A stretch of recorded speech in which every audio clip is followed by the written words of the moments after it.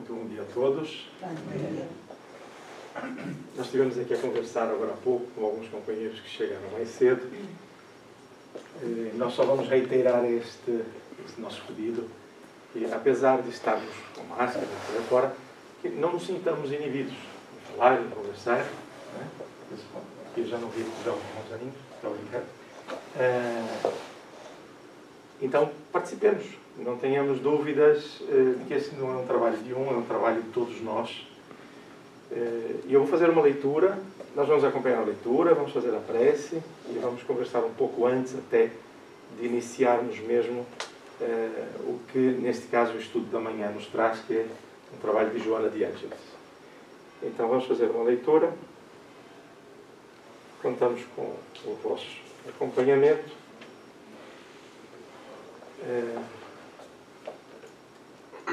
Esta é repetida, curiosamente, mas tem mesmo muito a ver novamente com o trabalho. Eu não vou escolher outra, vou manter. Então, o título é Regozijemo-nos sempre. E Paulo escreve aos irmãos de Tessalônica, é a primeira carta que ele escreve para esse núcleo nascente cristão, e diz assim: regozijai-vos sempre. É a afirmação, é o título da mensagem e é o que Paulo escreve para os seus companheiros de Tessalônica. O texto evangélico não nos exorta ao júbilo somente nos dias em que nos sintamos pessoalmente felizes. Assevera com simplicidade: regozijai-vos sempre. Ou seja, sede felizes, emanai alegria sempre. Nada existe no mundo que não possa transformar-se em respeitável motivo de trabalho, alegria e santificação. E a própria natureza cada dia exibe expressivos ensinamentos nesse particular. Depois da tempestade que arranca raízes, mutila árvores, destrói ninhos e enlameia estradas, a sementeira reaparece, o tronco deita vergônteas novas, as aves refazem os lares suspensos e o caminho se coroa de sol.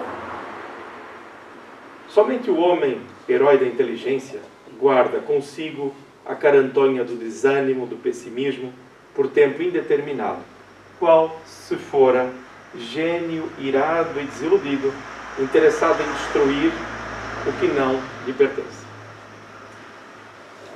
Ausência continuada de esperança e de alegria na alma significa evolução deficitária. Por toda a parte, há convites à edificação e ao aprimoramento, desafiando-nos à ação do engrandecimento comum. Ninguém é tão infeliz que não possa produzir alguns pensamentos de bondade, nem tão pobre que não possa distribuir alguns sorrisos e boas palavras com os seus companheiros da luta cotidiana. Tristeza de todo instante é ferrugem nas engrenagens da alma. Lamentação contumaz é ociosidade ou resistência obstrutiva. É necessário acordar o coração e atender dignamente a parte que nos compete no drama evolutivo da vida, sem ódio, sem queixa e sem desânimo. A experiência é o que é. Cada qual de nós recebe o quinhão de luta imprescindível ao aprendizado que devemos realizar. Ninguém está deserdado das oportunidades em favor de sua melhoria. A grande questão é obedecer a Deus amando-o e servir ao próximo de boa vontade. Quem solucionou semelhante problema dentro de si mesmo sabe que todas as criaturas e situações da senda são mensagens vivas em que podemos recolher as bênçãos do amor e da sabedoria se aceitamos a lição que o Senhor nos oferece. Nesse sentido, pois, não nos esqueçamos de que Paulo, o intimorato batalhador do Evangelho, sob tormentas de preocupações, encontrou recurso em si mesmo para dizer aos irmãos de luta: regozijai-vos sempre.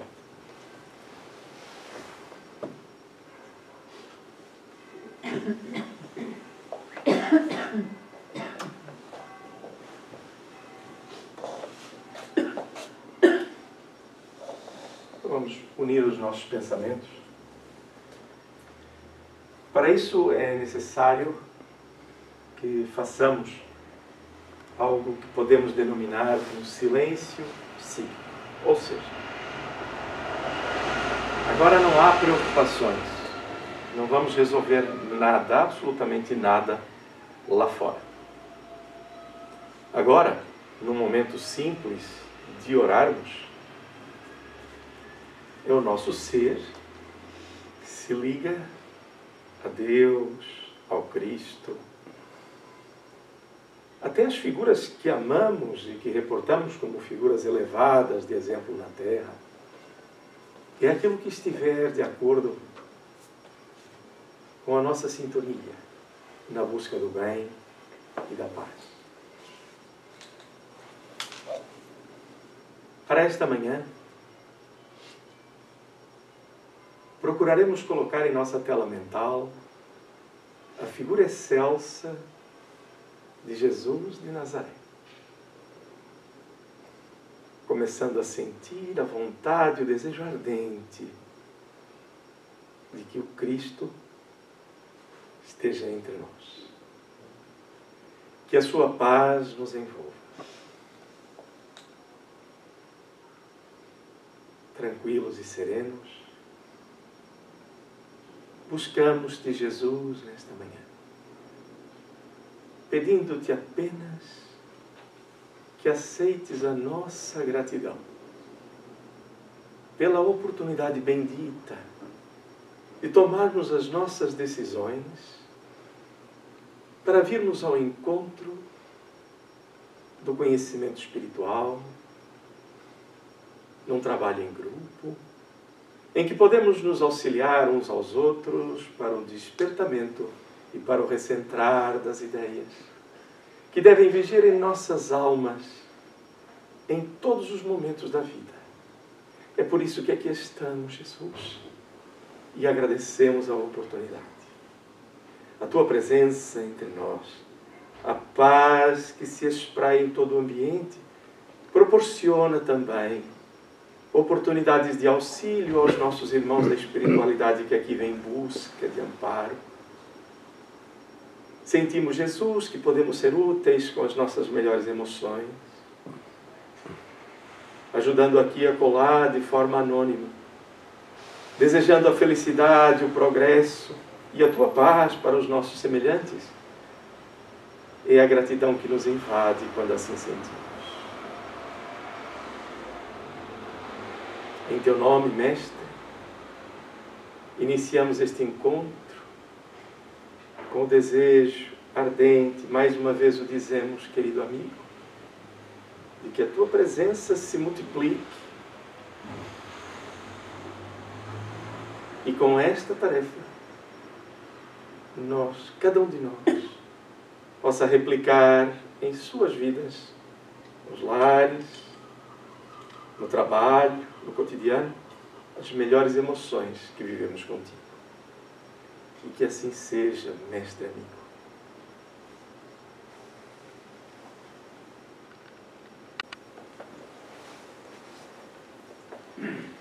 Muito bem. Dizíamos há pouco que esta passagem de Jesus é uma pergunta que o Cristo faz em um momento muito delicado. É um apelo que Jesus está a fazer. Então, eu gostaria de saber se alguém está vindo pela primeira vez. Não? Muito bem. É que hoje nós temos a casa cheia, né? Hoje é impressionante. Só temos aqui 2 lugares vazios. Aliás, o Carlos está ocupando 1, 2. E quando nós procuramos enquadrar as mensagens de Jesus ao panorama que está a ser vivido naquele momento, nós encontramos Jesus a fazer este apelo, e antes de fazer este apelo, ele diz Eu acho que é de forma mesmo emocionada. Então, vocês têm ouvidos de ouvir e não ouvem. Vocês têm olhos de ver e não veem. E Jesus está a vir de processos em que Ele multiplica os pães, que Ele descedenta as pessoas, alimenta as multidões. Por 2 vezes seguidas acontece o processo. E ainda querem sinais, principalmente os fariseus, queriam sinais miraculosos para que Ele provasse ser quem era. E a gente sabe que normalmente que sinais são esses? São sinais materiais. A gente quer a cura, quer valores, quer o alimento a cair do céu, como se fosse um maná. E é aí que Jesus faz este apelo. Observando a nossa dificuldade em ver e ouvir, Ele coloca essa questão que é para todos nós, todos os dias da vida. Que adianta o homem ganhar o mundo inteiro e perder a sua alma. Este é um processo que não é fácil. Eu vou-vos dizer que o mentor desta casa, Francisco Xavier, ele estava nos seus estudos em Paris e ele era um religioso normal, como qualquer um de nós, ia à missa e por aí fora, grandes saudades da família. Ele saiu dali de Navarra, em Espanha, e havia uma figura algo sinistra, pelo menos como se dizia, está nos descritos dessa fase da história. Havia Inácio de Loyola, que depois até foi beatificado, foi santificado. Isso seria outro motivo de conversa. Mas Inácio de Loyola, ele muitas vezes, várias vezes, eu não vou dizer muitas, mas várias vezes, inquiriu Francisco Xavier, o apóstolo das Índias, que trabalhou para a coroa portuguesa, divulgando a doutrina do Cristo ali em Goa, na Índia e por aí fora, morreu às portas da China. E ele instigava-o com esta questão de que te vale ganhar o mundo se vieres a perder a tua alma. Então o que é que fazia Francisco? Ouvia e achava aquilo normal, ele fez a pergunta. Só que ele insistiu tantas vezes que um dia Francisco se aborreceu. E aborreceu-se com Inácio de Loyola. Disse: pare com isso, está fácil, eu já não aguento mais isso. Você está sempre a me dizer a mesma coisa. Aí ele, quando vai adormecer, e isto relatado na história do próprio Francisco. Eu estou a falar de histórias que estão registradas lá de cá, não da espiritualidade. E ele, quando vai adormecer, ele não consegue. E começa esta frase na mente dele. É aí que advém as memórias dos seus compromissos para com o Cristo. E naquela noite ele mudou completamente. Foi o momento de mudança dele. A partir daí ele apercebeu-se qual era a missão dele na Terra. E eu continuo a dizer que, no caso de Francisco Xavier, o que mais me emociona não eram as suas características mediúnicas, a sua capacidade de escrita, os seus valores de obediência. Não, é os testemunhos. As pessoas diziam que, enquanto ouvissem um doente a gemer num hospital de campanha, as pessoas sabiam aonde estava Francisco Xavier, a cuidar desse doente, a mitigar-lhe as dores, até que ele adormecesse. E este era o amor imenso que Francisco Xavier tinha. E ele desperta depois de insistir com esta mensagem. E eu tenho insistido comigo muitas vezes com esta mensagem. E por que muitas vezes? Porque é todos os dias. Que decisão eu vou tomar, que emoção eu vou sentir, que emoção eu vou manter, estruturado aqui. De que me vale ganhar o mundo inteiro se eu vier a perder a minha alma. Então são essas nossas grandes decisões.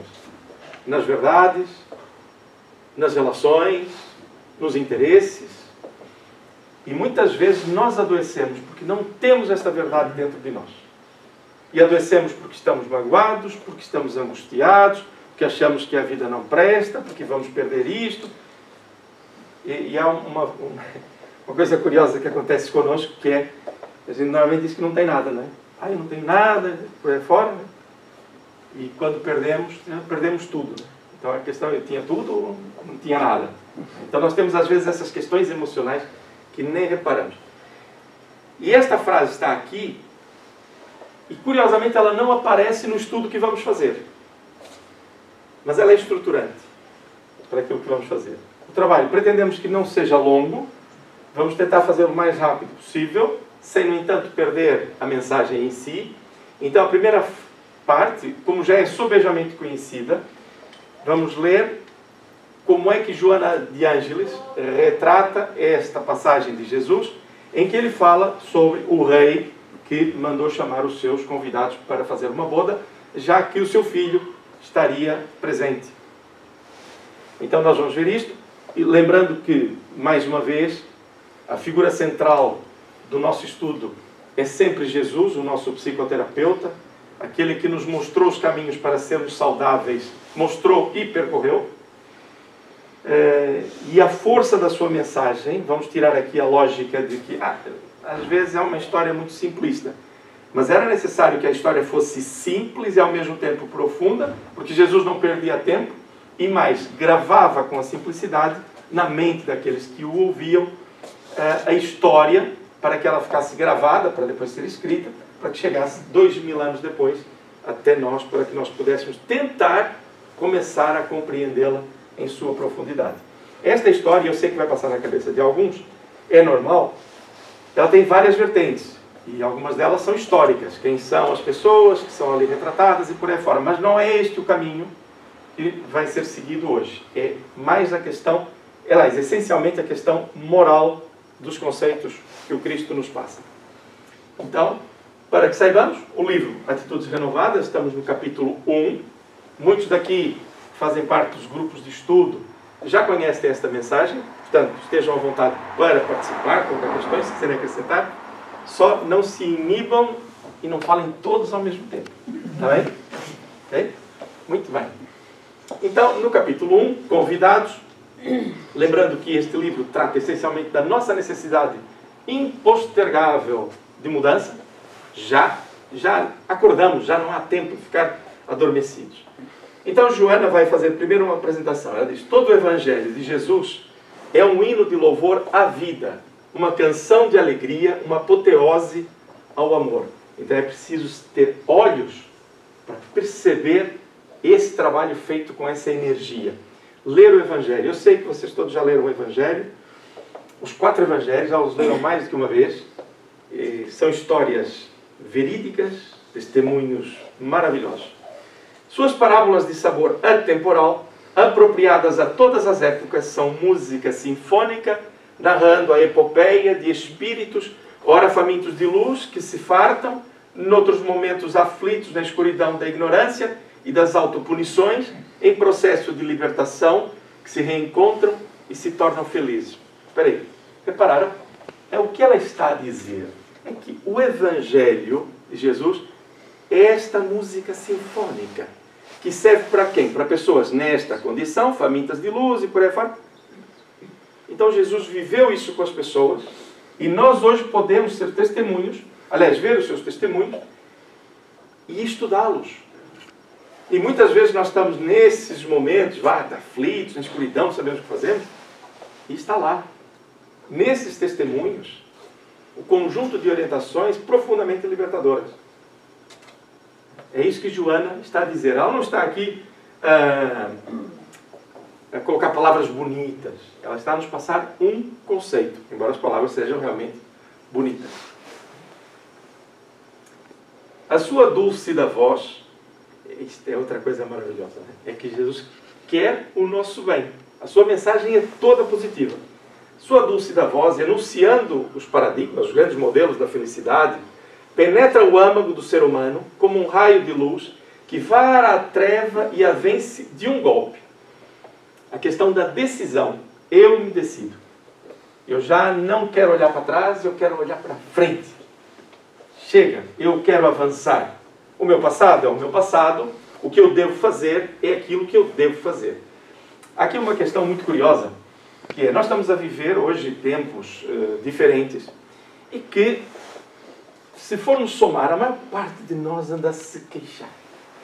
Queixamos-nos, é o que é, agora os tempos são assim. Estes tempos, primeiro já passamos por eles. Em termos históricos, já passamos por eles. Segundo, nós, enquanto espíritas, não devemos perder tempo nem adoecer a alma por um processo que é físico, também é emocional. Então, a nossa sintonia com o processo deve ser ao contrário. Deve ser de esperança, de alegria, sem deixar de tomar os cuidados que temos que tomar, viver com regras, mas emocionalmente estarmos bem. E isto é importantíssimo. E se nós repararmos, andamos volta e meia para ir Macambu, já está difícil. Nós entramos naquele discurso de que, olha, que tempos difíceis. Gente do céu. Primeiro já passamos, é verdade. Se forem ao início do século, o que as pessoas faziam? Distanciamento social, máscaras, a vencer um vírus que também andou a matar muita gente, nós sabemos quais são e por aí fora.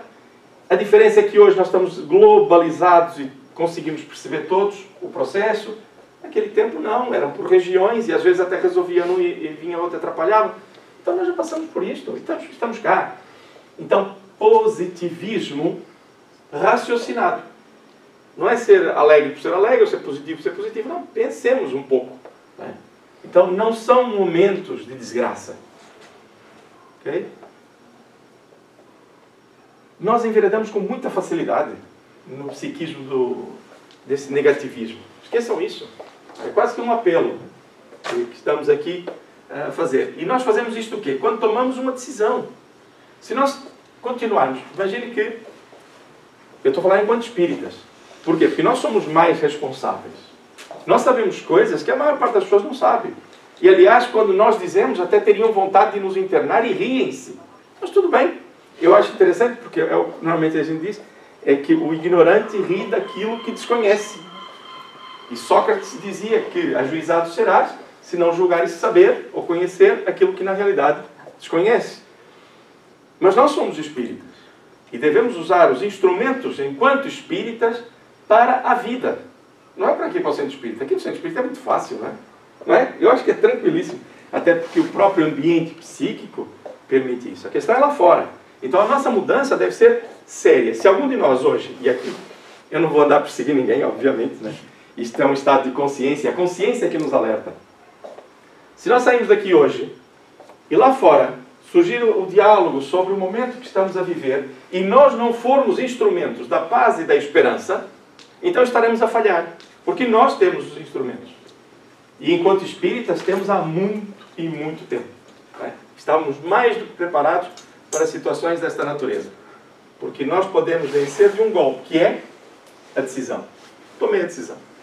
Todas as lições que oferece, estamos a falar do Evangelho, de Jesus, encontram-se ricas de atualidade como instrumento de edificação moral irrepreensível, ou qual diretriz segura para o encontro com o bem-estar e com a saúde real. Eu posso estar doente fisicamente, mas espiritualmente está saudável. Posso? Posso, sem dúvida. Ah, mas a mente não tem que estar no corpo são. Claro que sim. Mas qual é, em essência, aquele que eu devo ter mais saúde? É o do espírito ou é o do corpo? Nós dizemos isso, mas quando dá o corpo a gente reclama. O que é normal. Ninguém quer estar doente, gente. É normal. Né? Agora, na percepção de valores, é que eu tenho que tomar a minha decisão. Né? Quando a gente escuta, eu acho muito interessante, a gente escuta assim, em primeiro lugar a saúde. Logo, a conversa encerra. Porque a pessoa diz, tem razão. Mas não deveria encerrar. A qual saúde te referes? Porque eu posso estar forte, cheio de energia, faço exames todos, mas mentalmente estou chateado com as pessoas. Posso estar obcecado até com o corpo físico e por aí fora. E então eu estou doente, porque não estou em paz. Mas fisicamente eu estou ótimo. Então, reflexões sobre o tema. Qual é a saúde real? Alguma questão, estejam à vontade. Um de cada vez. Está bem? Em a narração complexa em torno de um rei, e aqui ela vai passar a descrever, que desejando celebrar as bodas do filho, mandou preparar um banquete e de imediato convidar as pessoas gratas que constituíam a sociedade distinta do país. Então o rei disse, olha, meu filho vai fazer aqui anos, vai fazer as bodas, e portanto, façam um favor, convidem aqui as pessoas melhores da sociedade. Melhores, e depois é tal coisa. Nós não vamos entrar nesses detalhes, ou nessas ideias, mas estamos aqui a falar dos povos. Primeiro os judeus, da linhagem de Abraão, depois os outros e por aí fora. Mas não é esta linha que vamos trabalhar. Então, desinteressados do que ocorria no palácio, esses eleitos maltrataram os emissários e não deram importância à invitação, ao convite. Foram cuidar dos próprios interesses subalternos. Ou seja, temos coisas superiores para tratar e preferimos as coisas do nosso cotidiano. Okay? Estão no seu direito, tudo bem? Estamos, cada um não. Surpreso com essa reação do seu povo, que ele diz, venham aqui que eu vou dar uma coisa muito boa, e a gente quer ficar menos bom, o monarca enviou novos mensageiros a outro grupo de cidadãos que igualmente desconsideraram a gentileza honorável. Cada qual se foi, como de hábito, atender aos objetivos que lhe diziam respeito, não considerando a oferenda que lhe era apresentada. Vamos continuar? Aonde queremos estar. Além dessa indiferença, ficaram revoltados com a insistência e maltrataram os emissários, ultrajaram-nos e os mataram. Irritou-se o rei e mandou suas tropas exterminarem os rebeldes ingratos. Apesar dos insultos, insistiu o monarca junto aos seus servos esclarecendo. As bodas estão preparadas, mas os convidados não eram dignos. Ide, pois, às encruzilhadas dos caminhos, e chamai para as bodas a quantos encontrardes. Os servidores foram e arrebanharam maus e bons, ociosos e trabalhadores, ficando a sala nupcial cheia de convívios. Todos são chamados, vamos a isto, acabou aquele tempo dos iniciados e por aí fora, isto é para todos. Jubiloso, o rei passeou pelo recinto e foi tomado de surpresa quando identificou um convidado que não vestia a roupagem nupcial, a quem indagou. Amigo, como entraste aqui sem veste nupcial? O que é que a gente faz aqui? Normalmente pensa assim, que rigor, né? Tá, a vestimenta. Calma, que a vestimenta não é uma vestimenta física. Né? Ele, porém, emudeceu, empalidecendo, constrangido. Então o rei disse aos seus servos, atai-o de pés e de mãos e lançai-o às trevas exteriores. Ali haverá o choro e o ranger de dentes. Pois muitos são chamados, mas poucos escolhidos. Está no Evangelho de Mateus, no capítulo 22, de 1 a 14. Aqui descrito. Não está ipsi verbis, como aparece nas diversas traduções. Ora, é aqui, neste momento, que nós acabamos por ver o registro da mensagem de Jesus e o Cristo disse-nos, mas vós não entendeis estas coisas. Ele até explicou aos seus apóstolos e seguidores o detalhe, quem era quem, por aí vai, está no Evangelho, é só ler. Mas ele alerta que nós não estaríamos em condições de compreender aquilo e que nos iria enviar, então, um Consolador que estaria conosco até o final dos tempos, nós não veríamos de onde ele sopraria, e aí nós conseguimos perceber que é o conjunto das mensagens espirituais trazidas através da doutrina espírita. Ora, pelo seu contexto, pelo seu bojo de informações. Então está aqui descrito ou relatado como é que Mateus ouviu as mensagens de Jesus. Algum comentário aqui? Estejam à vontade? Não? Tudo bem? Amigos comandantes? Tá bom. Sempre, não é? Convém, não é? Então, a um leitor pouco atento, pode parecer paradoxal a atitude real, punindo um convidado que viera ao banquete de surpresa, conforme se encontrava no momento do convite, da invitação. Sem dúvida, na extraordinária narrativa simbólica, decodificamos a mensagem partindo da proposta divina, na qual o Pai Celestial prepara a boda do seu Filho Jesus com a humanidade e toma todas as providências. Ou seja, vamos fazer a festa, estaremos preparados. Óbvio, o que estava a acontecer é que Jesus viria à Terra e estariam todos convidados. Detalhe, não são 30 anos ou 33 anos que a festa está. Né? Há uma preparação e depois há a sua continuidade. Ou seja, o Cristo permanece conosco e o chamamento é constante. E o chamamento não é, essencialmente, na ideia religiosa habitual, para seguir Jesus na sua figura. Mas como líder, como o maior exemplo que a humanidade já viu, um modelo único de amor, de desprendimento, de abnegação, e o seu grande exemplo. É esta a perspectiva de nós encontrarmos no Cristo a nossa referência de saúde espiritual e depois, por consequência, física, mas isso vai levar o seu tempo necessário. E é que a nossa percepção falha aqui. Por quê? Primeiro, eu compreendo perfeitamente que as pessoas que escutam falar de Jesus nos dias de hoje, vindo educadas muitas vezes a ouvir umas coisas e a ver outras, já desacreditaram. E isto não é uma crítica, é uma constatação, é normal.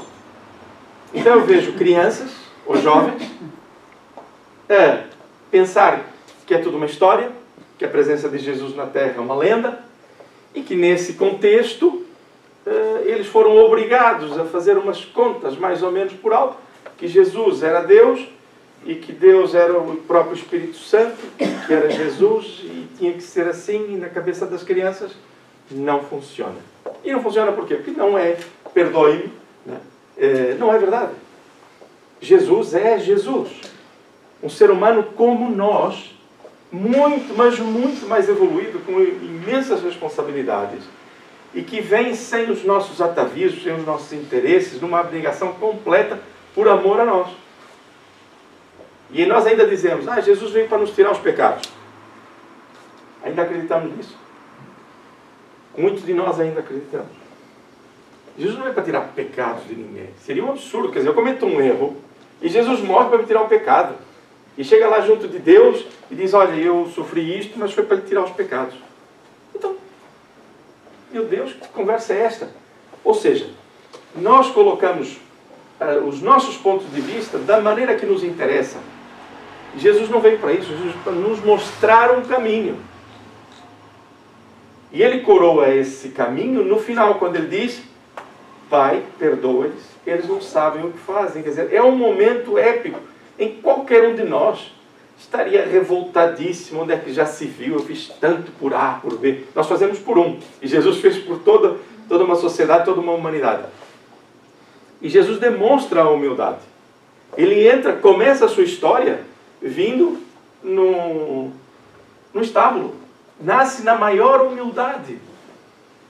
Não era preciso que ele viesse como um príncipe ou um rei do mundo, e sim com uma alma livre para nos mostrar o caminho. Estas nossas formas de ver Jesus, ainda muito enviosadas, é que nos afastam verdadeiramente do Cristo. E daí muitas pessoas desacreditarem. É fácil. Por quê? Porque é tudo muito fantasioso. O sangue do Cordeiro foi vertido para nos tirar os pecados. Gente, isso é um conceito que os judeus têm do bode expiatório, de utilizar os animais para fazer oferendas para tirar os próprios erros, pagar as suas penas. Acontece. Mas nós já estamos noutra fase. Não podemos mais viver pensando que Deus é um Deus sanguinário. Então Jesus, de forma muito simples, é o nosso orientador maior. Não veio para nos tirar os pecados. Nós até usamos o termo normalmente na sociedade, foi o Cordeiro de Deus. Por quê? Porque o Cordeiro era que era sacrificado para tirar os pecados e pagar as dívidas. Né? Então nós misturamos as coisas todas. De forma simples, Jesus é o nosso mestre. É o nosso modelo. É quem a nossa mente, o nosso coração deve seguir, porque é seguro. Porque é um caminho reto, coerente. E de cada vez que nós desviamos, somos nós que sentimos essas dores, porque angustiamos, perdemos a esperança, e aquelas pontinhas de sentimentos infelizes vão ficando ali. E vão ficando. E eu digo, mas eu tenho saúde. Mas estão lá as manchinhas, é preciso tirá-las. Né? Então, esta proposta de Jesus não deve ficar aqui pela imagem simplista que Jesus precisou colocar na altura para que a mensagem se fixasse. Mas hoje nós temos olhos de ver. Na altura não tínhamos. E ainda nos falta muito. Isso é garantido. Nós percebemos de 10, meio talvez, mas já temos um caminho, que é importante. Okay? Então, sem dúvida, na extraordinária narrativa simbólica, decodificamos a mensagem partindo da proposta divina, na qual o Pai Celestial prepara a boda do seu Filho Jesus com a humanidade e toma suas providências. Até aí tudo bem? Através dos séculos, o rei organizou o banquete das bodas com o povo que se acreditava eleito. Nós, ou seja, vamos organizar, nós acreditamos em Deus. Então, para todos os efeitos, foi com esse povo. Dizendo-se-lhe fiel, informando, respeitá-lo e homenageá-lo como o único e soberano. No entanto, em face da soberba, assim como das mesquinhas aspirações, ao ter notícia da ocorrência, indiferente às lições recebidas, desprezou os profetas que vieram anunciar o momento grandioso e os matou, rebelde, insensato, permanecendo no amanho da terra das suas paixões. Ou seja, Jesus, quando se apresenta, ele já estava apresentado pelos profetas. Quem já leu as antigas escrituras, aparece lá que virá nesta condição e por aí fora. Por isso é que se fala da virgindade de Maria, por isso é que tem a questão do cordeiro que se deixa imolar, que estava escrito nessa linguagem simbólica à época. E apesar de tudo, o que é que nós quereríamos dentro de um líder que levasse o nosso povo avante? Era alguém que chegasse com armas e dissesse: vocês mandam. Vocês agora são donos disto tudo. São os DDTs, né? E não foi assim.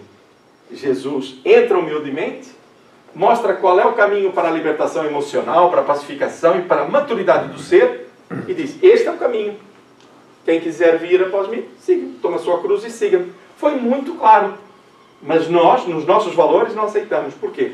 Porque quando Jesus faz aquela pergunta: de que te vale ganhar o mundo, se vieres a perder a tua alma? Isto não ficou. Não ficou. Nós continuamos a querer ganhar as coisas do mundo. Eu gosto muito quando a gente diz que tem razão. Eu adoro, né? Ah, mas eu tenho razão. Então morra com a razão. Vou ficar com ela. E daí? Né? Ok? Muito bem. No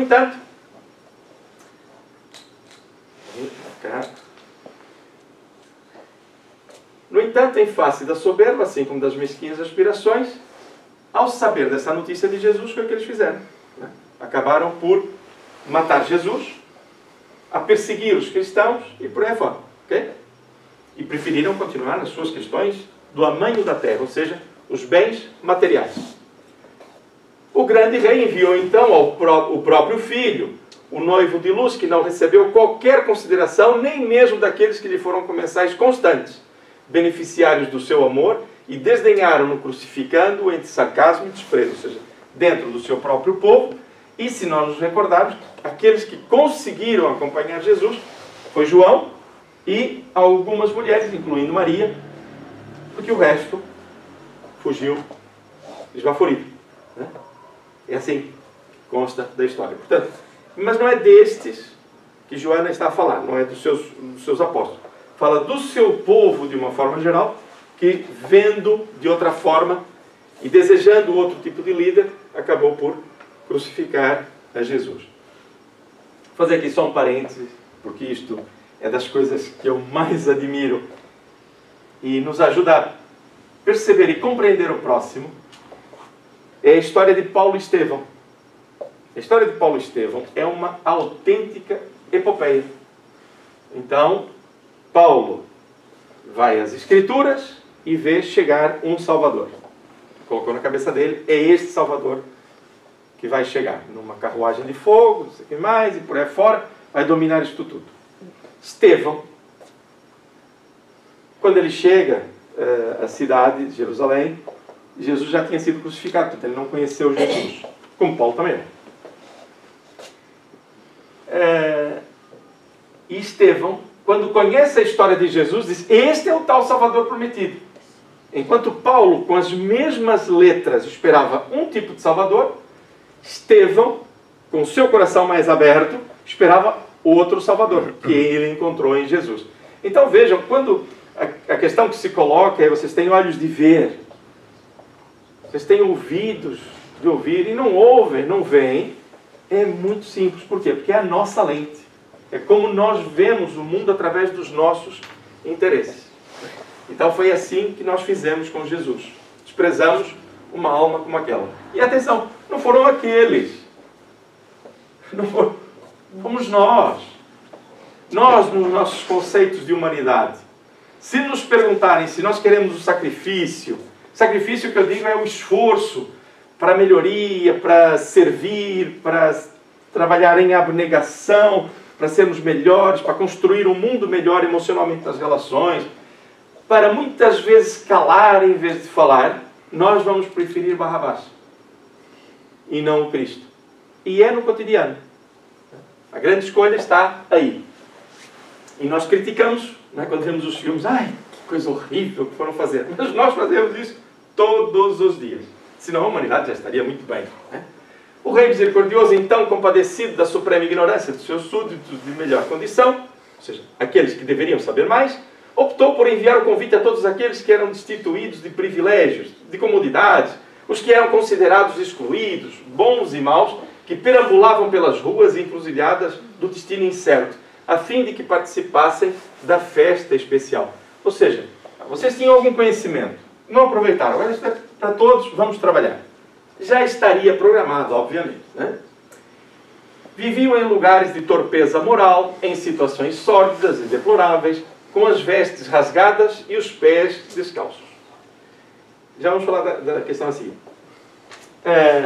Aqui está uma coisa muito interessante. Aqueles que melhor se preparam é que devem fazer esse trabalho, de ir de encontro às situações difíceis, sem exigência. Isto é que é um grande drama para nós. Quando a mensagem de Jesus entra no nosso coração, a gente tenta ajudar. Só que nós o que é que fazemos? Muitas vezes, distraidamente, ou pouco ajuizados, ou com pouca acuidade, o que é que nós fazemos? Queremos que o outro mude. Esquecendo que nós levamos um tempo enorme para mudar. E não estou a falar só desta encarnação. Porque muitas vezes, se hoje chegamos em situações ou aflitivas, ou com grandes compromissos para resolver, é porque nós também nos demoramos a nos melhorarmos. Então nós passamos alguma coisa e queremos a mudança imediata. Jesus fez assim? Não. Ele deu o seu exemplo e deixou que nós mesmos fôssemos alimentando as experiências para nos ajudarmos uns aos outros. Quando se fala dos pés descalços, o que Joana explica, e é uma realidade, o sapato era então símbolo de posição social, de destaque, objeto de muito valor, que expressava a situação econômica do usuário. Por isso se usa muitas vezes a questão do pé descalço e por aí fora. Ainda hoje a gente sabe que uma das maiores ofensas nessas regiões do mundo árabe, se quisermos, é atirar sapato a alguém. É uma ofensa tremenda, né? Então, foram esses os convidados que aceitaram estar presentes no banquete de bodas, ou seja, aqueles que estavam em sofrimento e queriam alguma coisa diferente. Por isso é que a gente escuta nos relatos que Jesus estava a falar numa embarcação, em frente à praia, ou nos montes, onde fosse, eram as pessoas com maiores dificuldades que compareciam. Porque essas queriam sair daquele estado. E muitos não saíam, porque ainda havia muito para despertar.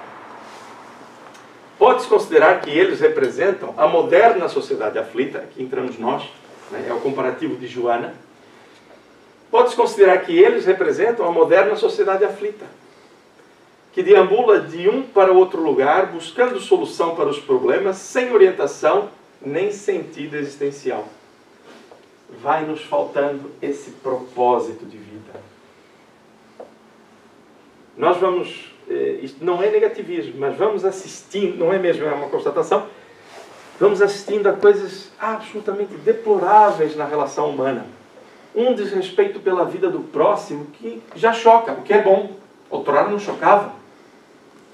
E nós somos estes aflitos que andamos às vezes a tomar decisões equivocadas porque nos falta um propósito. E é por isso que nós estamos aqui hoje de manhã. Porque temos a oportunidade de perceber que estamos na Terra com um objetivo espiritual. Vestirmos-nos da matéria, aprender com ela, o que seja necessário nas dificuldades e em todos os desgastes, para crescermos em espírito. E muitos de nós dizem, eu preferia não ter encarnado. Mas aí ficaríamos do lado de lá a pensar, mas as pessoas estão a precisar de ajuda para a sua evolução. E eu vou ficar aqui parado, eu tenho coisas para resolver também, até como outros seres. Então nós pedimos a reencarnação. Não nos lembramos, é facto, e ainda bem que não nos lembramos. Daria assim uma conversa muito interessante, mas ainda bem que não nos lembramos, e aqui estamos. E isto é maravilhoso. O que precisamos é replicar isto, não somente em palavras, mas essencialmente na base, em exemplo, para que as nossas palavras surtam efeito. Se nós exemplificarmos no nosso cotidiano o nosso crescimento espiritual, a nossa relação com o próximo, de forma segura, embasada, sem aqueles nossos altos e baixos, para que sejamos pessoas integrais, íntegras a todo momento, então as nossas palavras vão ganhando outra força diante daqueles que procuramos ajudar. Significa que nós não podemos falhar? Claro que podemos, somos seres humanos, mas fazer o esforço para sermos melhores. Em Constância. Não é na vila de Constância, é na cidade. É aqui também. Aliás, conhecem Constância? Olha, quem não conhece, vá. Tem ali o Castelo de Almorol, ali pertinho, é lindíssimo, tá bem?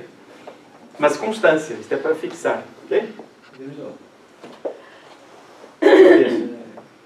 Quando você coloca ali em algumas situações, inclusive a do sapato, né, que eu refleti aqui agora, quanto a nossa miopia pela situação do grupo, em vez de nós olharmos que ela nos iguala, né? Certo? Sim, exatamente. Todo mundo vai ter que usar máscara, pode ser rico, próprio, corrupto ou não. Você não vai conseguir corromper esse problema, né? E qual que é a finalidade dessa pandemia que nos atravessa, né? Uhum. Então, ontem eu estava vendo uma reportagem, o pessoal está preocupado que não pode ir no teatro com o melhor vestido, com o melhor sapato, né? Eu sinto pelos atores, né, tudo, mas olha o que traz, o que está trazendo para nós em termos de igualdade. Adianta eu ter 10 carros na garagem, adianta eu ter tantos euros guardados, e agora eu não posso usar. Né? E aí você acabou de falar aí, né, e eu vi também um padre que mandou uma mensagem dizendo que vai ter Natal. Agora nós vamos ter um verdadeiro Natal. As pessoas, não vai ter Natal, não vai ter a comida aiada, não vai ter os presentes, né? Então esse não enxergarmos essa situação, né, que traz exatamente aí, ó, que estamos sem uma... Sem rumo, sem propósito, nós não percebemos. Qualquer coisa que vem num sentido, né, se alguém ler um pouquinho, assistir os filmes de fatos reais sobre a Segunda Guerra, vai ver que isso aqui é nada perto de uma Segunda Guerra. Absolutamente. Absolutamente. Nós estamos com muita pena de nós próprios quando basta fazer as coisas. Não é uma situação que nos deixe indiferente, o caso dos desempregos e por aí fora. Mas o facto em si de nós nos precavermos e sermos úteis uns aos outros na defesa do conjunto já nos deveria deixar satisfeitos por poder fazê-lo. Logo, mas as consequências que advirão podem ser mais ou menos graves de acordo com aquilo que tomemos como decisões. Então, é um momento de solidariedade, não é um momento de desespero. E o Matias tocou num assunto muito interessante, que é aquele que vai começar a mexer com a nossa consciência nos próximos dias, e para alguns já começou, obviamente, que é a questão do Natal. Então, esta ideia de que não vai ter Natal, eu vou dar um exemplo que pode parecer assim exagerado. E eu compreendo as pessoas que queiram ganhar dinheiro com isto. Então, as festas de noitadas com músicas e não sei o que mais, para comemorar a noite de Natal, não vão poder ser feitas ou vão ter que ser feitas de outra natureza. Aonde é que isto é Natal? Aonde é a fraternidade? Aonde é a oportunidade de nos aproximarmos da família, às vezes até com dramas anteriores? É um momento diferente. Nós fomos ao longo das últimas... Eu posso dizer que, exagerando o processo, ao longo das últimas décadas, o processo foi se deteriorando de forma tão rápida pelo consumismo. Eram crescendo, mas acelerou nos últimos tempos. Então, se calhar é isso mesmo. Uma das questões é nós estarmos mais em família. Há pessoas que já não falavam com a esposa há muito tempo, ou com o marido. É verdade. Muitos casamentos estão a terminar porque afinal descobre que tinha uma pessoa em casa e não sabia. Tão distraídos que andamos. Tão distraídos que andamos. E pessoas que são importantes na nossa vida. Mesmo que nos causem dificuldades. A minha esposa aceitou se casar comigo, ter uma vida a dois, no fundo, sabendo que teria que limar arestas delas e minhas. E isto é para todos. Né? E nós andamos mesmo muitas vezes distraídos com o consumismo. Eu não quero fazer nenhum discurso ou nenhuma ideia de que o vírus... E, aliás, deixa eu fazer já este parênteses. Porque nós somos espíritas e estudamos. Nós não precisamos propriamente de uma linguagem muito eu não vou dizer holística, porque não é bem o termo, muito superficial. Nós podemos ser mais diretos ao assunto. Gente, eu compreendo que na linguagem comum se diga isto, mas não pensem, e isto é uma ideia pueril que às vezes temos, que Deus chegou e disse assim, olha, o pessoal está a se portar mal, eu vou te colocar aqui um vírus, né? Na calada da noite. Né? E um vírus, foi Deus que era para vos castigar. Gente, por amor de Deus, né? Cresçamos na nossa relação com Deus. E outros vão dizer assim, os benfeitores espirituais trouxeram um vírus. Como os benfeitores espirituais, olha, vamos colocar um vírus que é para eles terem aí um monte de problemas. Isso é uma decisão muito difícil, né? Imaginar que benfeitores façam coisas dessas. O que é mais simples, se nós quisermos racionalizar o processo, e atenção, respeitando todo momento em que as pessoas digam isto. Não é para nós sermos os chatos da história. É possível que às vezes não dá para ir a fundo. Algum de nós aqui tem células cancerígenas? Tem? Alguém não tem?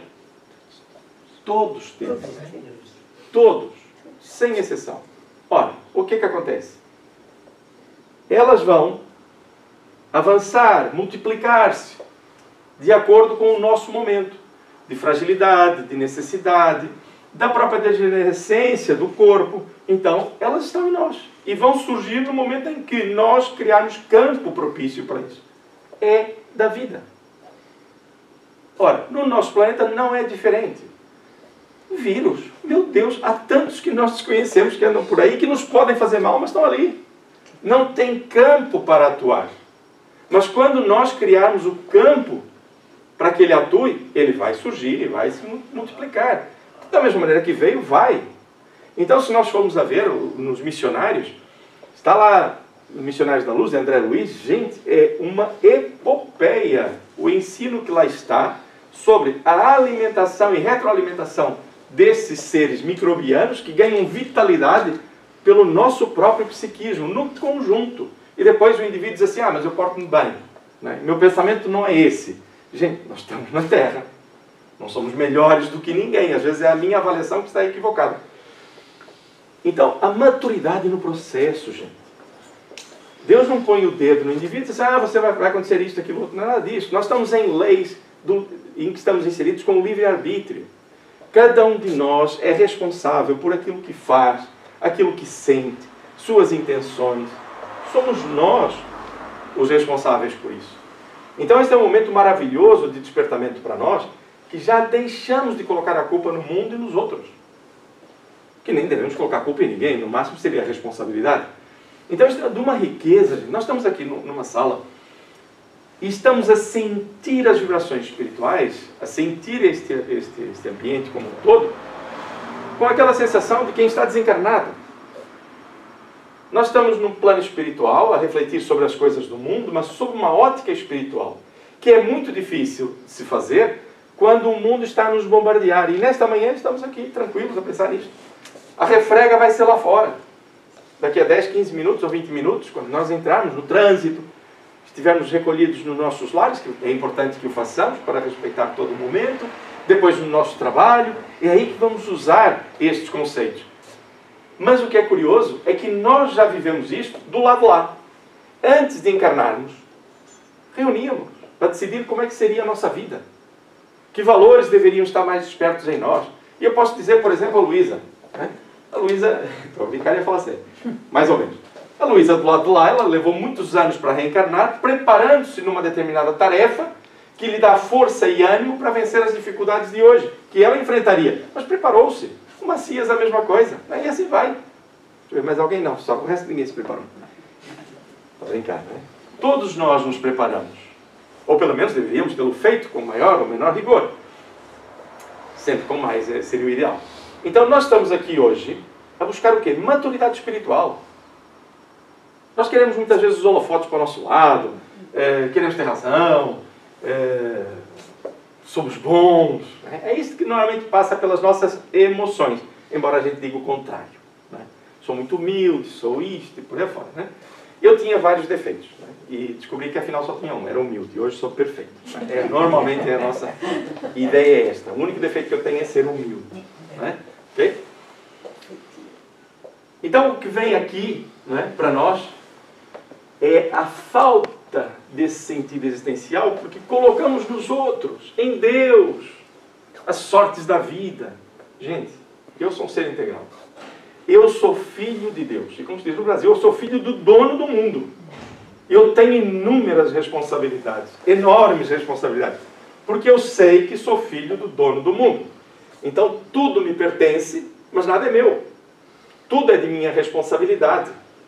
Tudo até pode ser de minha posse, mas nada me pertence. Então tem que usar bem. É isso que a gente tem que perceber e fazer. Okay?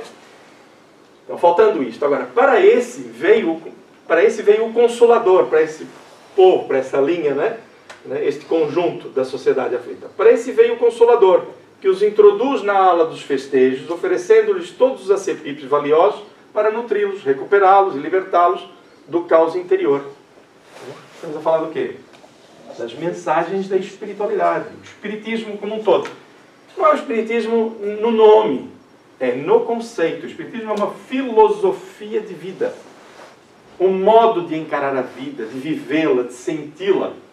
Não é uma carteirinha que diz, eu sou espírita, eu sou católico, eu sou evangélico, eu sou protestante, eu sou testemunha de Jeová. Não é nada disso. É uma filosofia de vida. É uma vivência religiosa que nos liga a Deus. É uma ciência porque nos ajuda a compreender os mecanismos da vida.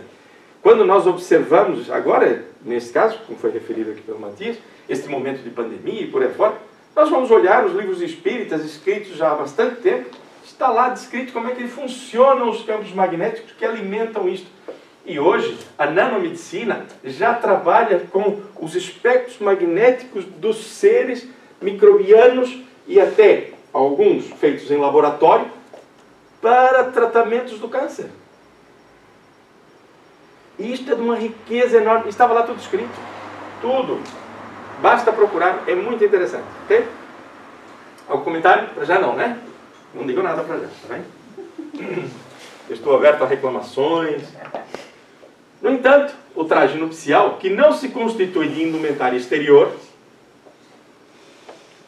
mas de valores internos, é desprezado por diversos daqueles que se utilizam dos bens preciosos sem qualquer consideração para com o ato nupcial que deve ser consumado entre eles e o filho dileto do rei.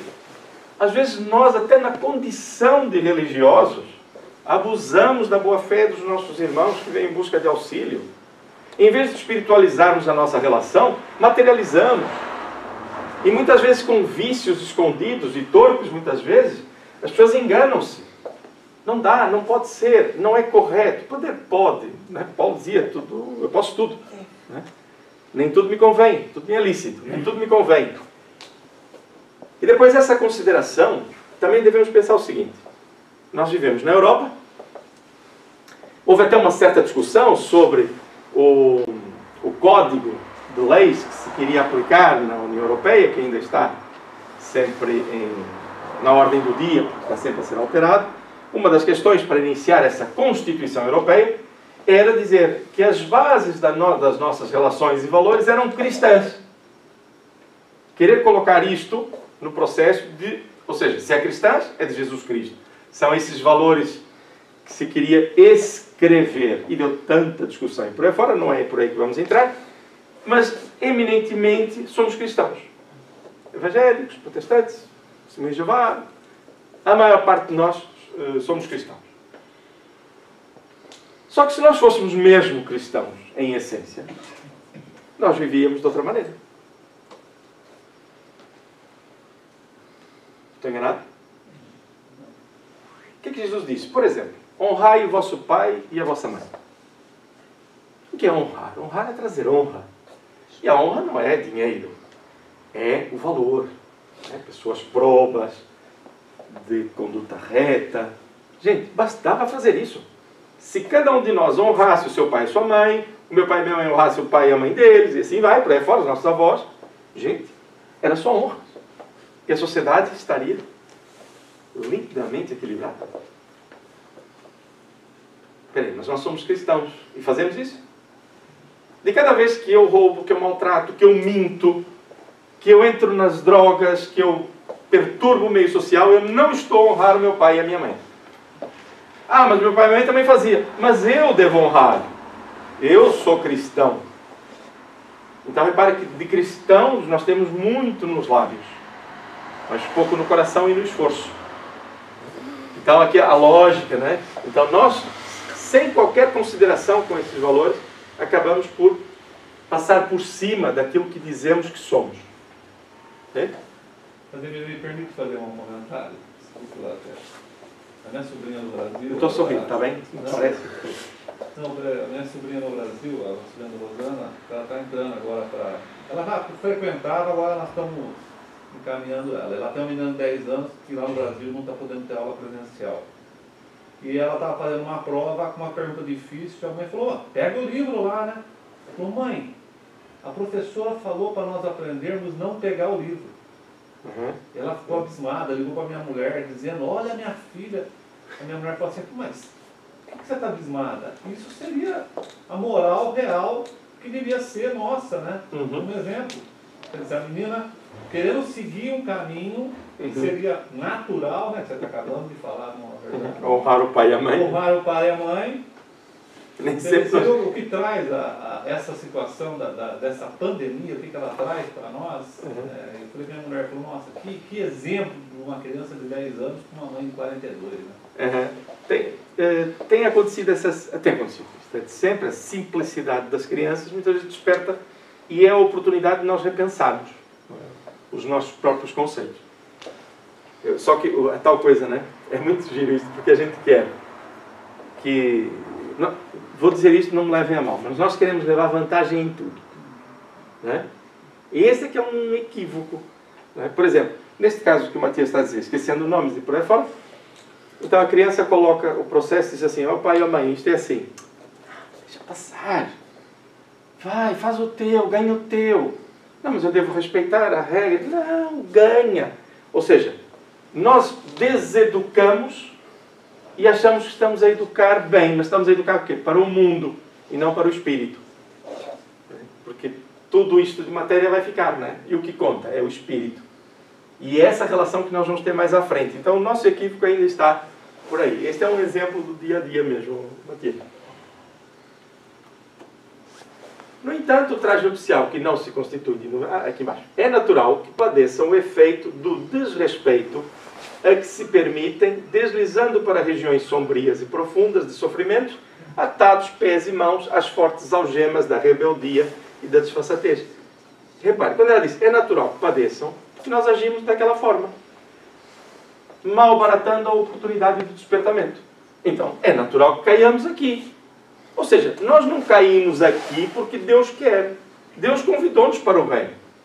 E nós continuamos para a espiritualização do ser. E nós continuamos a querer a matéria efêmera, de forma até irracional da nossa parte, sendo cristãos, a agir como se não o fôssemos. Mas é natural que haja sofrimento. Não é responsabilidade de Deus. Os caminhos estão todos aqui. Nós seguimos aqueles que quisermos. A culpa neles se encontra em forma de tormento, como remorsos, insegurança, de dignidade e de complexos outros afligidos. Gente, eu aqui até posso vos dizer que convém levar este processo para casa para refletir. Né? Quando nós agimos de forma incoerente, como ela disse, é natural que soframos padecimentos. Isto é uma realidade. Jesus, quando as pessoas dizem, Jesus não, quando Deus, estou falando de Deus dentro das suas leis, quando dizem assim, vai sofrer, vai ter ranger de dentes e por aí fora, meu Deus, eu vou perder a minha casa, eu vou ficar doente, vou ficar com chagas, eu vou apanhar um vírus, vai ficar tudo destruído. Esqueçam. Não é nada disso. Isso são consequências exteriores. O problema está aqui. É que quando nós não agimos como devemos agir, nós estamos em tormento. Não estamos em paz. Fica aquela pontinha de consciência ali a chatear-nos, né? E a gente diz, não, porque eu tenho razão. Né? Vai ver, vai me pagar tudo. Até o fim, porque eu não merecia isto. Tanto bem que eu fiz e sempre me fizeram isto. Gente, para. Joana D'Angelis, ela diz uma coisa numa mensagem dela no livro Episódios Diários, que é sobre a serenidade, diz que, eu não vou usar os termos dela, porque não me recordo a 100%, ou ipsiverbis, que é aquele que tem razão, ou que acha que a tem, quando ele perde a serenidade, é falta de entendimento, é falta de raciocínio. Se a pessoa está bem, por que perde a serenidade? Então, se eu tenho razão, por que eu perdi a minha serenidade? Logo aí eu devo refletir, peraí, alguma coisa não está bem. Se eu fiz bem, por que eu fico irritado? Se eu fiz bem, por que fico aborrecido? Falta-me serenidade. E quando eu a perco, a responsabilidade é minha, não é do mundo, não é do outro. O que é que a gente diz? Ah, foi fulano que me fez isto, fiquei doente, agora estou assim nesse estado há não sei quanto tempo, não consigo recuperar. Não foi ele que fez. Fui eu que aceitei. Ah, mas Casimiro, também é um exagero, eu já sofri. Tudo bem, eu compreendo, é verdade. Nós estamos numa senda evolutiva. Vamos cometer erros, até emocionais. Mas enquanto nós culpabilizarmos as situações e os outros, quando acontecer de novo, eu vou repetir o mesmo erro. Porque eu não aprendi com o erro. Entendem a lógica? Ou seja, não é uma questão de estar a criticar a pessoa. Ah, está sofrendo por causa disso, a culpa é sua. Não é isto. É que quando eu despertar para a realidade do facto, eu vou me perceber que eu é que perdi a minha serenidade e o meu equilíbrio, porque eu não compreendi o processo. Eu estava muito interessado ainda em que o meu ponto de vista fosse o mais válido. Então a questão é, como é que eu corrijo isso? Olhando, percebendo. Eu vou ficar amargurado pelos erros que cometi lá atrás? Esqueça, não vale a pena. Já cometi, dá para corrigir? Corrijo. Não dá, avance e faz melhor. Ah, mas aí eu torno-me insensível. Não é isso, gente. Tudo aquilo que eu tiver que resolver, eu vou resolver, mesmo que está para trás. Nem que seja noutra encarnação. O que importa é o que eu vou fazer agora. Porque se eu plantar desânimo, culpa e por aí fora, é o que eu vou colher a seguir. Os efeitos disso, que é falta de saúde, desânimo, tristeza. Simples isto? Caio, isto é simples. É muito simples. Nós é que complicamos muitas vezes, né? Muito bem. Então, fixar isto. Quando se fala ter ranger de dentes e dores, não é ranger de dentes e dores no fundo de um poço, no inferno. É a nossa consciência a nos cobrar uma mudança, a não ter paz. Okay? Sem qualquer relutância, a mensagem alcança hoje multidões. E é verdade. Qualquer um tem acesso. Já nem missas em latim há. Estou a falar nós, enquanto cristãos. Trombeteada pelas vozes do céu, ou seja, ainda chega da espiritualidade. Incontáveis a ouvem, aceitam-lhe o convite. No entanto, somente aqueles que se investirem das insígnias das núpcias... Está falando de quê? Alguns apetrechos? Não, comportamentos, né? Ostentando as condecorações dos sofrimentos, as comendas da abnegação, distinguir-se-ão e serão escolhidos. Aqui, nós vivemos para sofrer, não é isto. É saber suportar sem entrar na onda, sem irmos abaixo, porque nós estamos no mundo. Vão acontecer. Então, hoje, o convite vem da espiritualidade para todos os lados. Ninguém está isento de receber essa mensagem. Aliás, impedido de receber as mensagens espirituais, basta procurar. Ah, eu não acredito em reencarnação. Então, pesquise. Ah, mas tem muitas coisas falsas. Tem, avalie. Ouça, veja o raciocínio. Vá estudar o William Crookes, cientistas mesmo, que trabalharam com isso, sobre materializações, espiritualidade. Se não acredita nos cientistas, procure pessoas que lhe falem a alma, seja como for, e veja o exemplo das pessoas que estão a falar. Hoje, só não sabe quem não quer.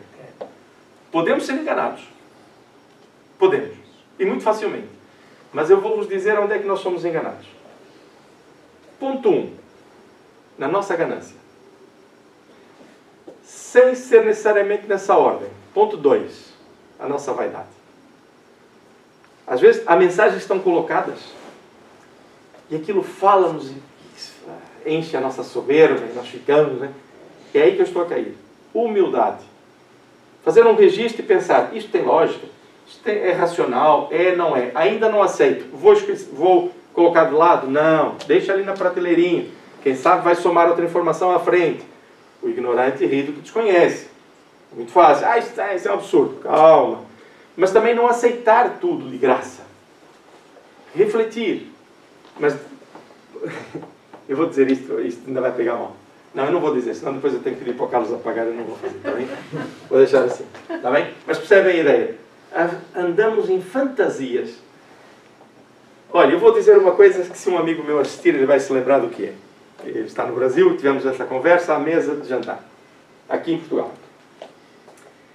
Casimiro, agora estamos a fazer um estudo e há 7 espíritos acima do Cristo.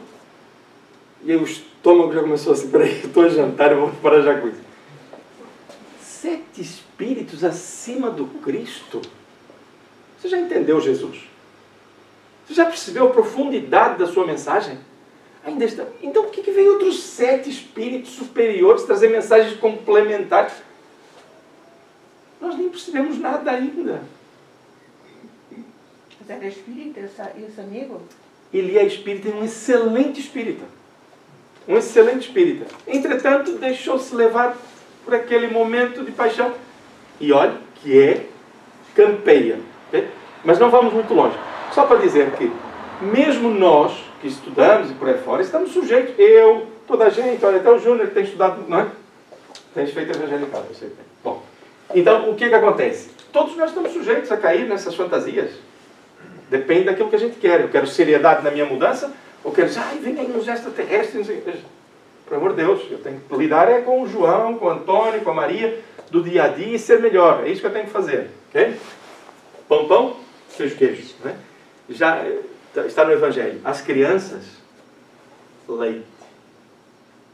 As crianças, nós não sabemos nada, para que vamos estar a inventar coisas que no fundo só nos vão distrair? Mas fica o recado, amigo, tá bem? Para quem anda assim a viajar nessas coisas. Então, quem estiver dentro dessa linha de crescimento é que realmente estará preparado para ser feliz verdadeiramente. Ir às bodas é ser feliz. Nós, às vezes, estávamos com aquela ideia de que essas bodas eram umas festas que eram num tempo. Não é num tempo, é constante. Quando eu aceito o convite, eu já estou nas bodas. Quando eu modifico as minhas emoções e me sinto bem, em paz, eu estou nas bodas. Por quê? Porque Deus é Pai e nosso destino é sermos felizes. Jesus o disse, vós estáis fadados a seres felizes. Não há hipótese. Então, quando é que eu entro para a festa? Quando eu quiser. E como é que eu entro? Eu tenho que esperar alguma coisa? Não. Sou eu que entro na festa. Com uma nova atitude, com uma nova emoção. Este é o mote, né, do processo. Ou um dos. Né? Na atualidade do pensamento científico, tecnológico, sociológico e cultural, o convite para banquete incomparável da plenitude alcança as mentes e os corações que estão despertos para a alegria de viver e de servir. Nós ainda queremos ser servidos. E Jesus disse-nos tudo. O Filho do Homem não veio para ser servido. Veio para servir. E se Jesus veio para servir, quem somos nós para sermos servidos? Servir ao nosso semelhante. Servir a sociedade num processo de crescimento. E nem é só para quando voltarmos o mundo está melhor. O mundo vai estar conforme a sociedade que nele vive estiver. Então, este é um processo de vida. Compete a cada um de nós perceber que quem quiser ser o primeiro, que seja o último. É a abnegação. É trabalhar pela nossa melhoria. Nós o que é que fazemos? Exigimos que o mundo esteja melhor e que os outros estejam melhores. E nós não melhoramos porque o mundo não está melhor. É o que a gente faz normalmente. Ok? Repetem-se os convites, as invitações sonoras e gráficas, em músicas sublimes, em pergaminhos de luz, inundando o pensamento de sabedoria e o sentimento de paz. No entanto, a ufania e o utopismo, a arrogância e as vãs concessões desdenham, zombam e não lhes dão importância. As mensagens espirituais estão aí, constantes, de forma sábia, bastante elevada. E cada um de nós é que deve despertar.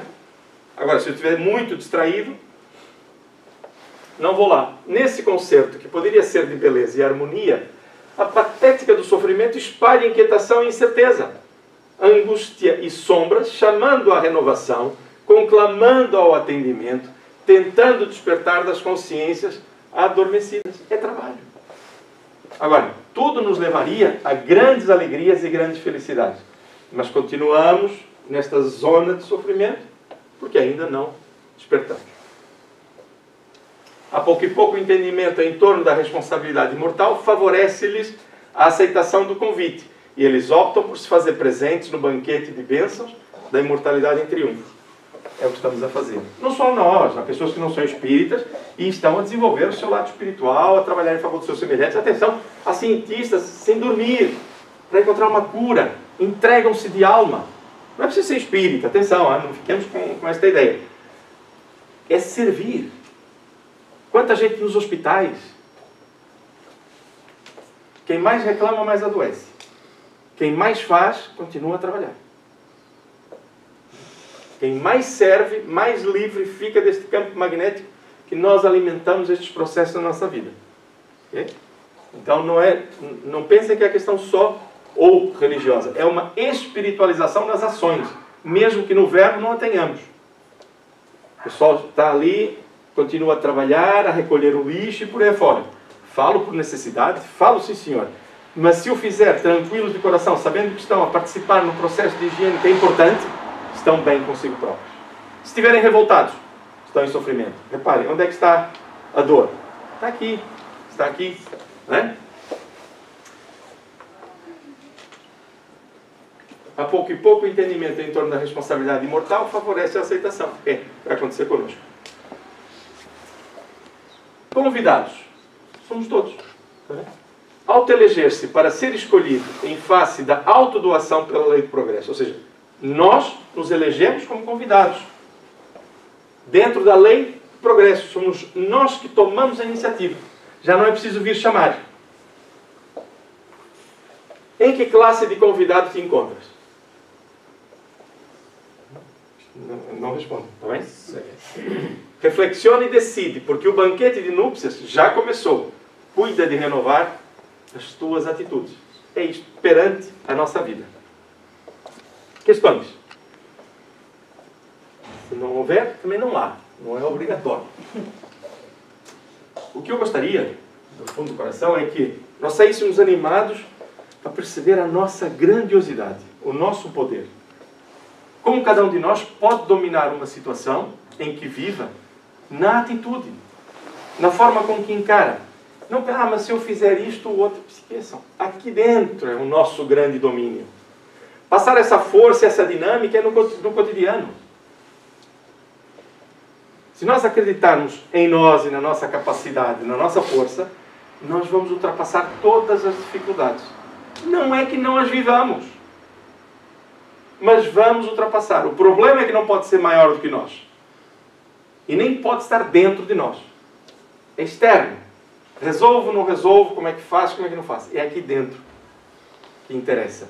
Porque só aqui dentro é que nós vamos apresentar a Deus. Não o mundo, eu não vou apresentar as contas bancárias, eu não vou apresentar as relações com o próximo, eu não vou apresentar nada disso. Eu vou apresentar o que eu tenho no meu bojo, no meu íntimo. É isso que eu vou apresentar. Agora, mesmo falando de forma apaixonada, alguém quer fazer algum comentário? Esteja à vontade. Estamos decididos a ser nós próprios a agir e não deixar que o mundo haja por nós? Nossa mente. Queixumes, lá fora, hoje? Zero.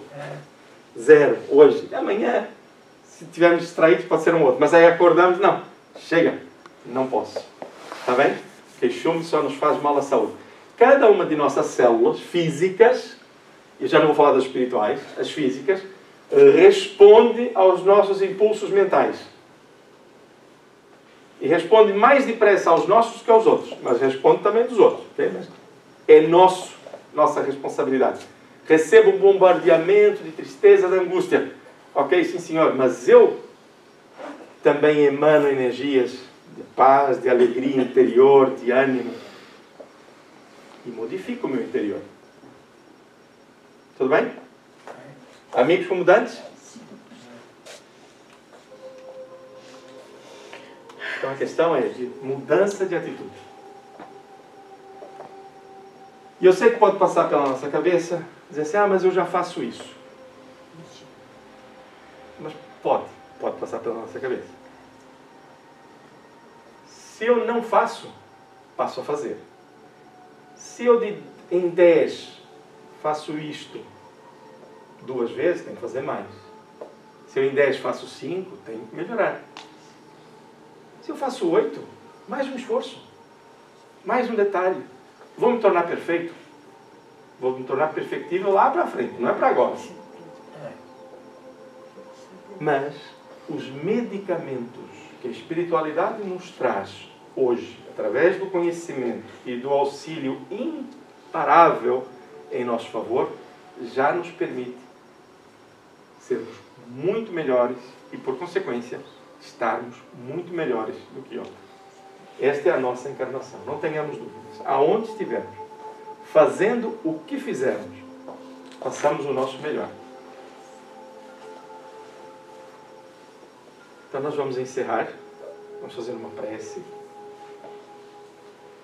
e recordar que, não tendo passe individual, pelos motivos naturais, cada um de nós vai receber as energias que necessita de forma geral e individual. O nosso anjo da guarda, o nosso benfeitor espiritual, aquele que nos acompanha nos momentos mais importantes e às vezes até no cotidiano, está conosco agora. Almas mais elevadas do que as nossas se felicitam pelas nossas decisões.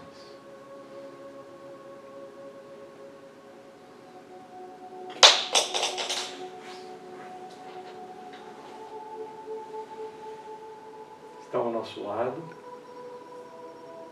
vão orar conosco.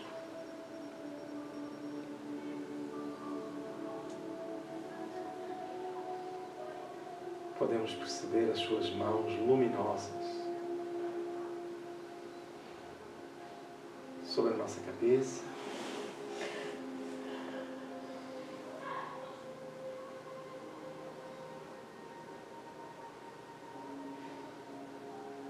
E vamos nos recordar de Jesus.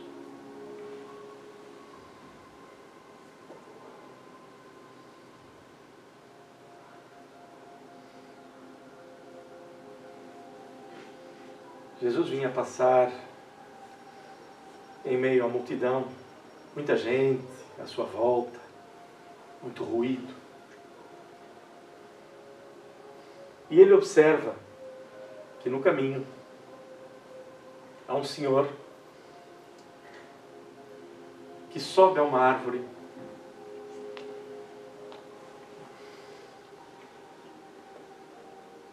para tentar vê-lo.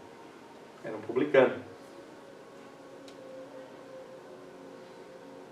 E na sua alma, ele sentia: seria necessário, pelo menos, ver Jesus, para gravar em sua memória quem seria aquele profeta que estava a mexer não só com o psiquismo, mas com muitas almas. E nós ouvimos até hoje, apesar da multidão, do burburinho, Zaqueu, desce depressa. Hoje faz-se necessário que eu pernoite em tua casa.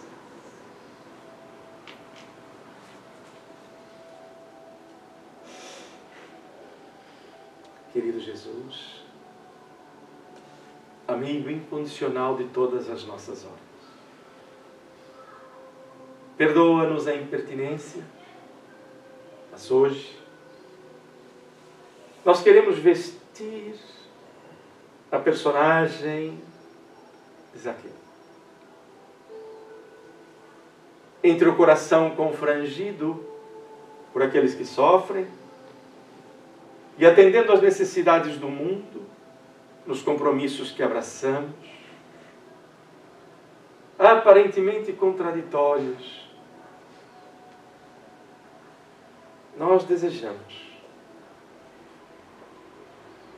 que tu adentres a nossa casa.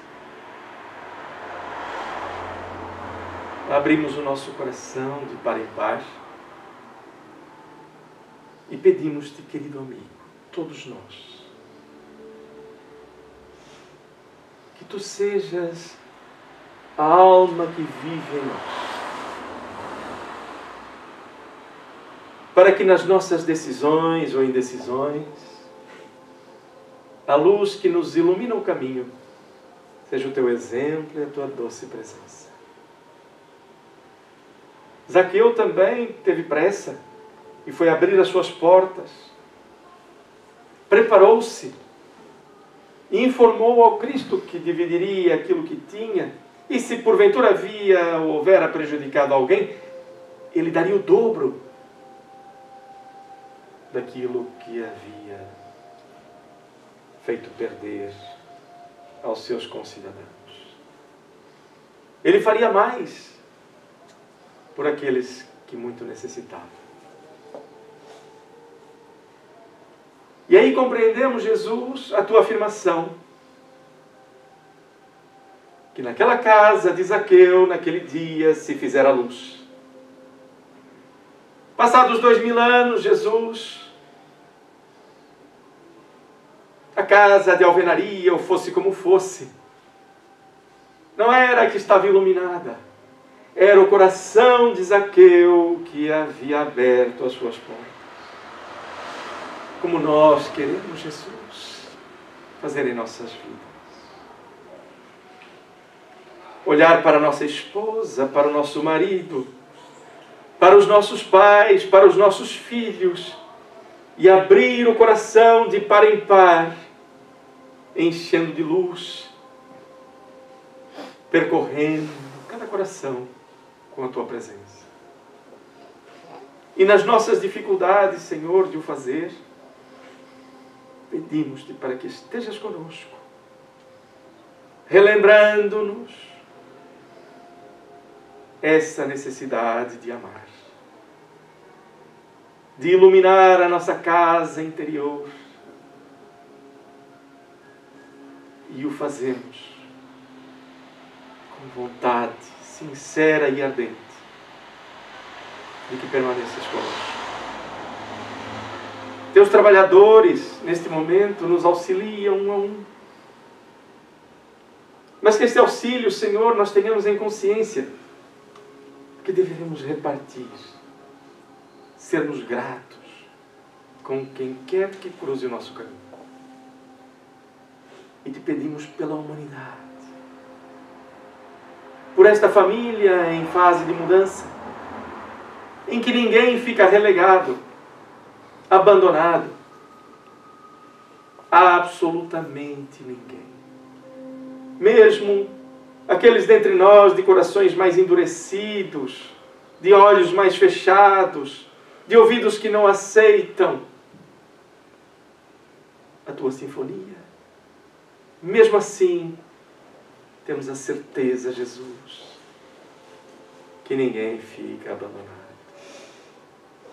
As leis de Deus são de amor e todos os filhos são amados da mesma forma. Então nós te pedimos, em especial por aqueles que se antagonizam, que lutam contra a tua mensagem de paz. É o que cada um de nós neste momento, nesta sala faz, Jesus. É pedir-te por aqueles que estão mais endurecidos, para que a tua voz ecoe no íntimo de cada um, no convite sempre eterno que tu fazes a todos nós. Vinde a mim. Vinde a mim, vós que estáis cansados. Eu vos aliviarei. Acompanha-nos, Senhor, de retorno aos nossos lares, ou algum compromisso inadiável,